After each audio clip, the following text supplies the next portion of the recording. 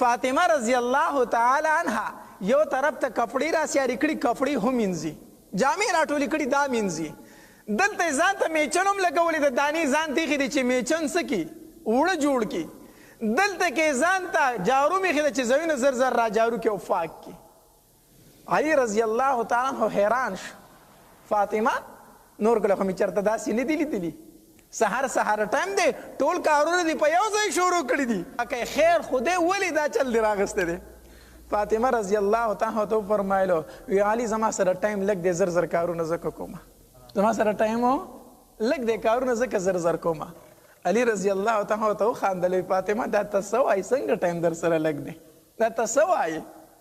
وی علي ما بیګا شپه خوب لیدلی دی، بیګا د شپې مې څه لیدلی دی؟ خوب مې لیدلی دی. زمونږ کره نبي علیه السلام راغلی په ما پسې ګرځي، کله یوې کوټې ته ځي او کله بلې کوټې ته ځي. زه ورله